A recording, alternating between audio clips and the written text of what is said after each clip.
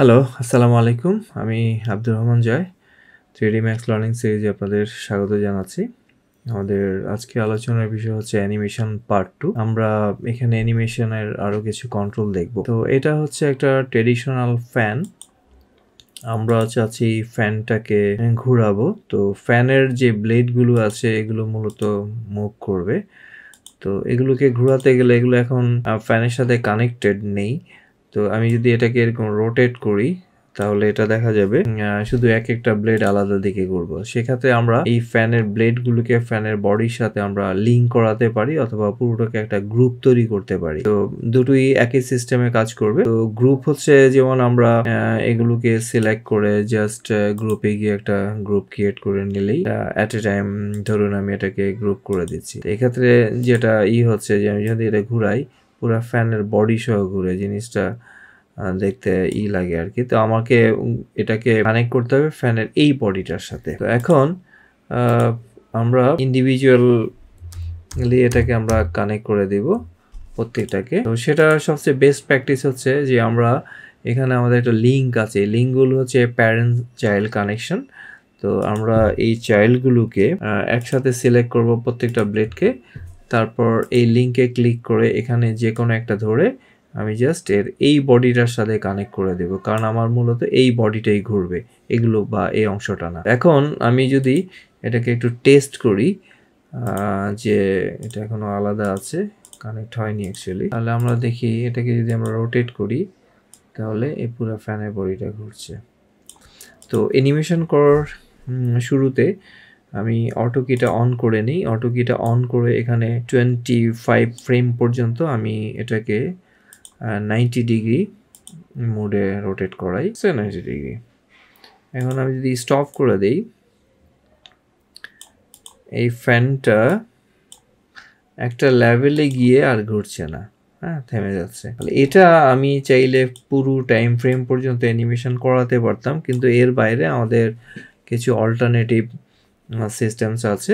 তো আমরা এটাকে সিলেক্ট করে এখানে গ্রাফ এডিটরে চলে যাবে। এর আগে আমরা গ্রাফ এডিটরে কাজ করেছি ট্র্যাক ভিউ যখন আসবে এখানে আমাদের রোটেশন মোড, যেমন জেড রোটেশনে আমরা যখন যাই তখন এর অপশনসগুলো আমরা দেখতে পারবো। তার আগে জুম করে আমি পুরো স্ক্রিনটাকে করে নেই, ছোট করে নিচ্ছি, তখন আমরা এই রোটেশনের মোডগুলো দেখতে পারবো।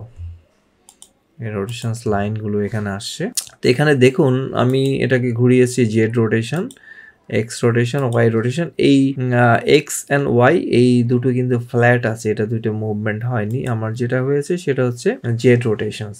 তো এটাকে যদি আমি এভাবে দেখি জেড ভ্যালুটা, এটা একটা সার্টেন লেভেল পর্যন্ত এখানে করেছে।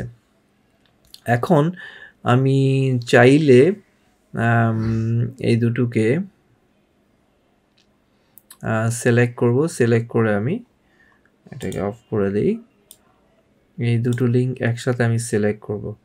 সিলেক্ট করে এটাকে আমি টোটাল 100 ফ্রেমস পর্যন্ত অ্যানিমেশন করাবো। তো সেখানে আমাদের এডিট মেনুতে গেলে আমাদের এখানে কিছু কন্ট্রোলার্স আছে। কন্ট্রোলারের মধ্যে আমরা আউট অফ রেঞ্জ টাইপ, মানে আমার যতটুকু রেঞ্জ আছে কি ফ্রেমের সেই রেঞ্জের টাইপগুলো চলে আসবে। যেমন এখানে কনস্ট্যান্ট, সাইকেল, লুপ, তারপরে পিং পং, লিনিয়ার আর রিলেটিভ রিপিটেড। আমরা যেটা করব এখানে 30 পর্যন্ত যে রোটেশনটা আছে সেটা রিপিট করবে, এই জন্য আমি এখানে চয়েস করব হচ্ছে রিলেটিভ রিপিট। এবং এটা আমি সিলেক্ট করার পর আমি জাস্ট এখানে ওকে প্রেস করে বেরিয়ে আসব। তখন আমি যখন এটাকে আমি দেখতে পাবো এই যে রিপিটেশনস, এই পুরো লুপটা 100 ফ্রেম পর্যন্ত এখানে কানেক্টিভিটি একটা তৈরি হয়েছে, যেটা এর আগে আমার ছিল না, যে পিছন থেকে এসে পুরোটা চলে আসছে। এখন এটাকে আমি করে যদি ফ্যানটা অ্যানিমেট করাই তাহলে আমি এর রিপিটেশনসটা দেখতে পারবো। এই যে এখান থেকে আবার সে রিপিট করছে প্রতি 30 ফ্রেম গিয়ে। বাট এখানে একটা প্রবলেমস হয়েছে, একটা লেভেল গিয়ে সে আবার থামছে। সো এটার আমার কনস্ট্যান্স লেভেলে কিছু পরিবর্তন আনতে হবে।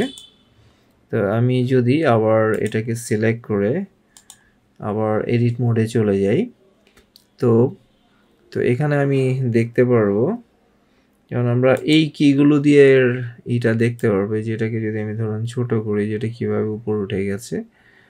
তো এই অংশটা এই যে 30 ফ্রেম পর্যন্ত আমি চাইলে এটাকে এইভাবে দেখতে পারি, যেভাবে আমরা দেখতে চাই। এখন এই আমার টোটাল রোটেশন পাথটা এখানে চলে গেছে। তো এটাকে আমরা লিনিয়ার সেট কনস্ট্যান্টে নিয়ে যাব। তো এই পুরোটাকে আমরা সিলেক্ট করি, পুরোটাকে সিলেক্ট করে আমরা লিনিয়ার সেট করেছি, তাহলে এটা কন্টিনিউয়াস একটা ফ্লো ওর মধ্যে থাকবে। তো এটাকে আবার অ্যানিমেশন করি। এখন মূলত এসে যে ধাক্কাটা মাঝখানে ছিল সেটা আর থামছে না, শুরু আর শেষে আমার থামছে। এখন এটাকে মানে স্লো ঘুরছে, তো এটাকে আমি চাইলে এখানে স্পিড আপ করে দিতে পারি। আবার সেই আমি যদি গ্রাফ এডিটরে আমি চলে যাই, সেই গ্রাফ এডিটর থেকে যেমন আমার এই যে পয়েন্টটা,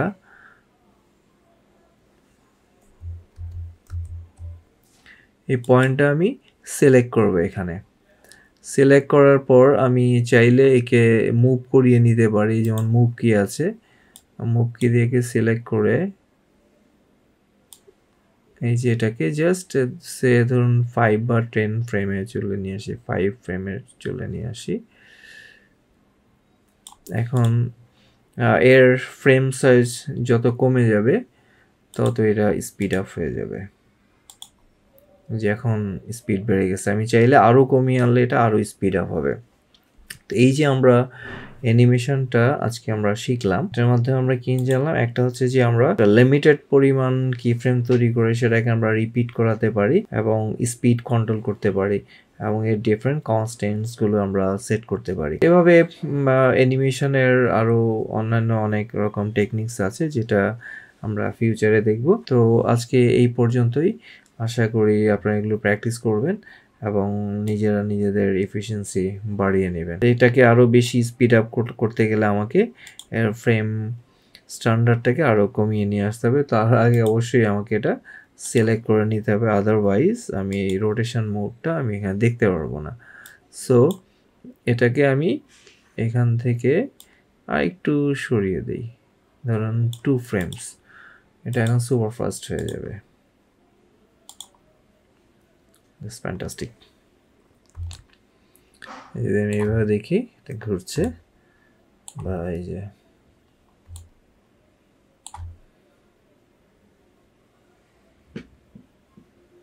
আমরা কনস্ট্যান্ট ফ্লো দিচ্ছে আমাদেরকে। তো এই হচ্ছে মোটামুটি অ্যানিমেশনের আজকের কন্ট্রোল। তো ঠিক আছে, সবাই ভালো থাকুন, আসসালামু আলাইকুম।